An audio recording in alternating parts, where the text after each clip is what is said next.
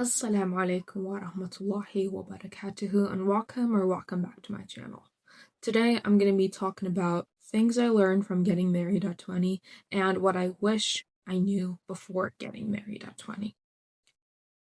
Marriage teaches you things that no one explains to you, especially when you're young. This video is about honesty, growth, and the lessons I learned much earlier than I expected.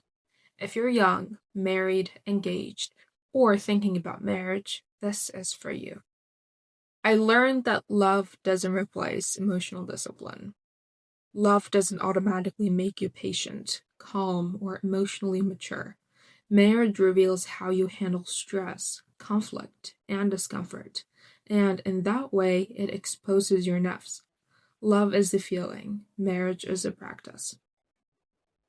Communication is learned, not assumed. I used to think if we love each other, we'll understand each other. But communication is a skill, one you practice when emotions are high, not low.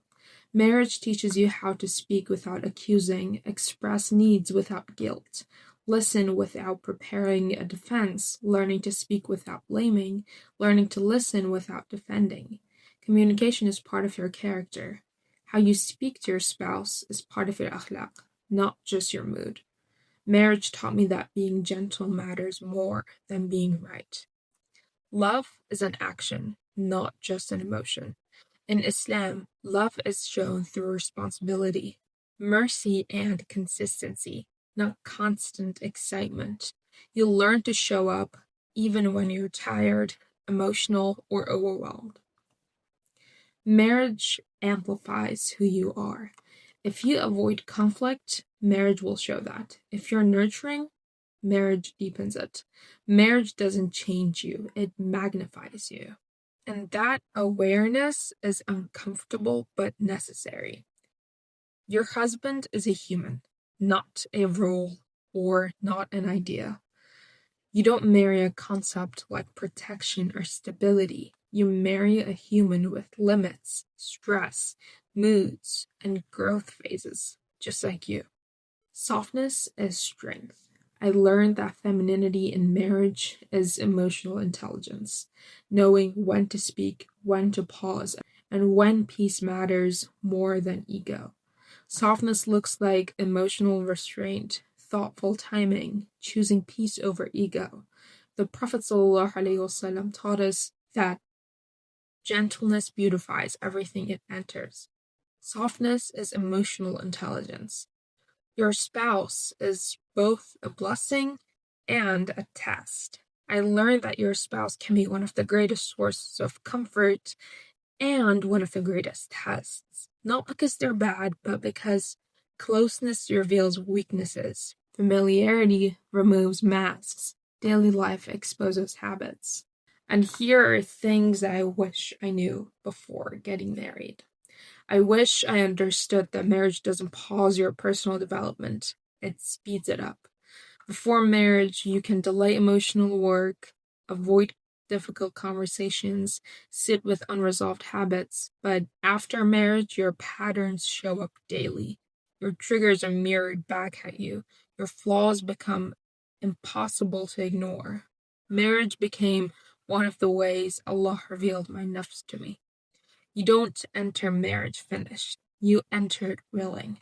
Another thing I wish I knew is conflict is inevitable, but disrespect is not. I thought conflict meant incompatibility. I thought it meant something was wrong, but I learned that disagreement is normal. Arguments don't mean failure. Sometimes tone matters more than words. Silence isn't always peace. Marriage taught me that timing matters more than emotion, and repair matters more than winning. Allah doesn't ask us to never feel anger, suppress emotions. He asks us to control how we act within it. How you argue matters more than why you argue. I wish I knew that emotional safety is a deen requirement, not a luxury. I used to think chemistry was the most important thing. What I wish I prioritized instead is feeling emotionally safe during disagreements, being able to express fear without being dismissed, calm after conflict, not anxiety. Things that matter more than chemistry are feeling heard, feeling calm. Islam emphasizes sakina, tranquility, not emotional chaos. If your nervous system is constantly in survival mode, something needs attention. I wish I knew that love without structure creates stress, not barakah. Barakah doesn't come from good intentions alone. I didn't realize how much structure marriage actually needs. Marriage requires clear expectations, financial transparency, defined responsibilities, emotional boundaries.